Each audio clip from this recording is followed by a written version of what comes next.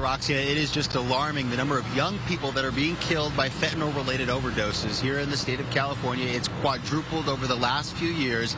And for one local mom, it was her mission to fight for this change after she lost her son, Tyler.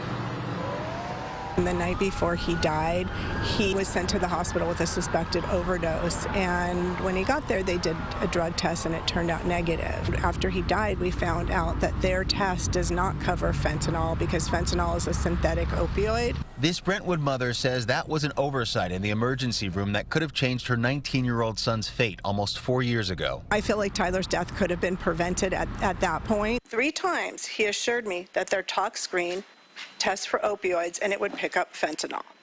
After Tyler died, we found out that the doctor was misinformed. That's why she co-sponsored and over the last year has been testifying at hearings in Sacramento for SB 864, Tyler's Law. It's just a way of honoring my son, I think, and just making his death not be in vain.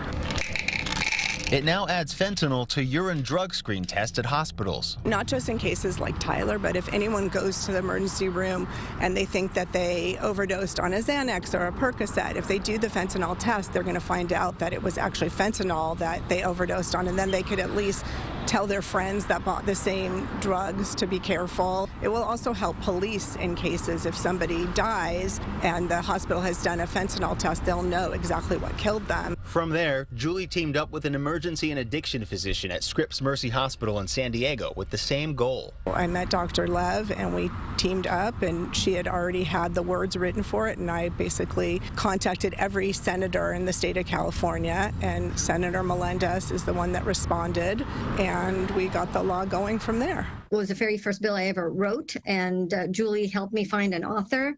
It's been a great partnership, and it had, really bipartisan support. Dr. Ranit Lev says Tyler's Law was created to save lives. Only 5% of people who overdose on fentanyl get tested. We're very excited here in California. This is the first state to have such a law. It doesn't require people to be tested, but if you're going to test for methamphetamine or PCP or cocaine, why would you not test for the #1 drug that people are dying from in America? After a string of student overdoses from possible fentanyl-laced pills, LA Unified Schools will now be equipped with Narcan, which can quickly reverse the effects. Effective the second week of October for students who may experience a condition of overdose through the consumption, the ingestion of fentanyl in any type of format. It's great they're having it now at every school because you don't know where the next overdose is going to be. It just frustrates me because myself and parents all over the country, we're doing everything we can to spread the word,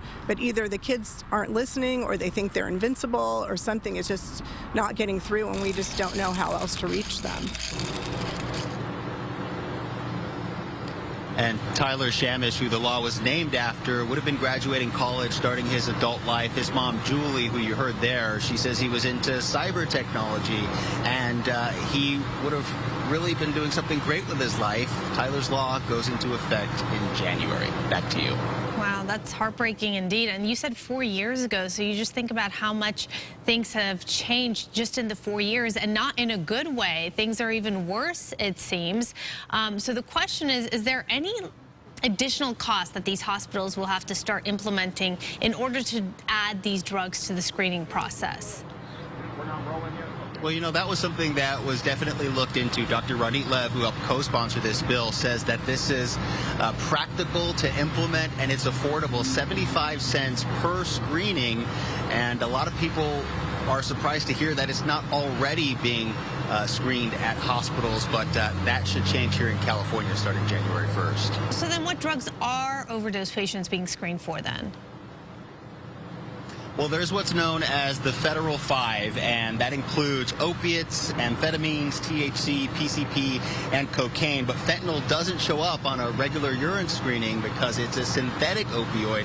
And Julie Shamish, along with Dr. Lev, they hope to now take this to the federal level to make this a nationwide law, testing for fentanyl in hospitals across the country.